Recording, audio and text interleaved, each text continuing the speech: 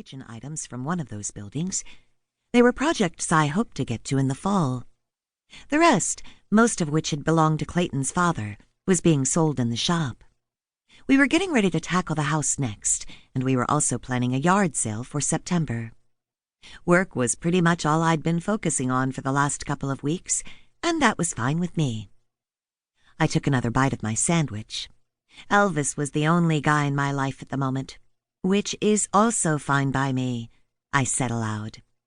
He turned to look at me, and he almost looked a bit puzzled. It's okay with me that you're the only guy in my life, I said by way of explanation, in case his confusion was from what I'd said. You know what Liz says, a woman without a man is like a fish without a bicycle. It was hard not to miss the irony in hearing Liz say those words. Elizabeth Emerson Kiley French had been married and widowed twice, and everyone who met her was charmed by her, unless they made the mistake of getting on her bad side.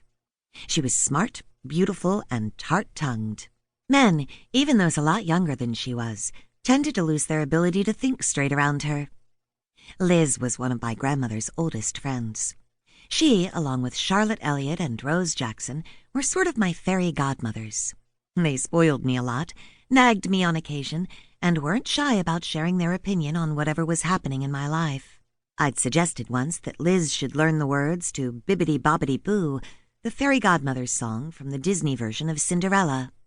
Liz hadn't been shy about telling me what she thought of that idea. Rose and Charlotte both worked part-time for me at Second Chance. The rest of their time was spent working at their detective agency, Charlotte's Angels, along with Rose's gentleman friend, Alfred Peterson, quite likely the world's oldest computer hacker. Mr. P had met all the requirements for becoming a licensed private investigator set out by the state of Maine. For the past several months, Rose had been working as his apprentice. Cases just seemed to fall in their lap. Their first investigation had started when their friend Maddie Hamilton was arrested for murder. The Angels' most recent case had begun to unwind after Rose had gone to make a very unauthorized delivery to a customer and seen a body that subsequently disappeared. The Angels didn't have a case at the moment, and I was hoping it stayed that way for a while. Because when Rose and her cohorts were investigating, I always ended up getting pulled into things, no matter how vehemently I swore it wasn't going to happen this time. It had been nice to have nothing more pressing to worry about than what color to paint a trash-picked rocking chair. The only lump in the gravy was that a reality TV crew had been shooting in our neighborhood for the past 3 days. They were filming a pilot for some kind of treasure hunt show, and the street had been clogged from early in the morning until after dark. Thankfully, they had moved elsewhere in town right before lunch.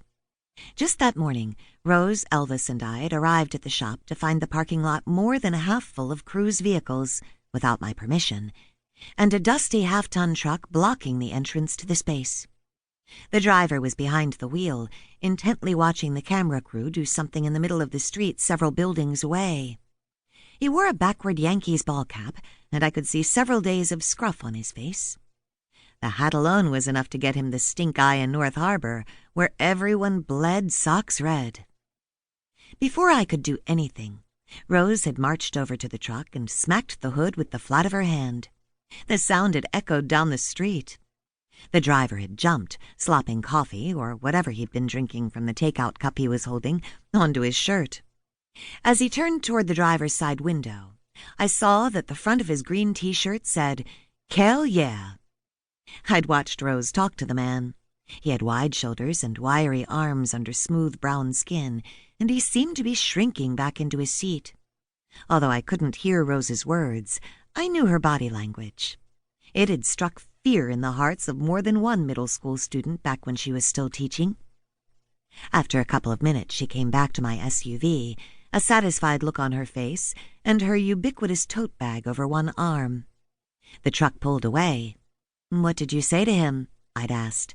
"I simply reminded that young man of the importance of manners and respect for other people's property," she'd said, "and I may have mentioned how many of the nice young men and women on the town's police force are former students of mine." She'd given me an innocent look that could rival any of Elvis's.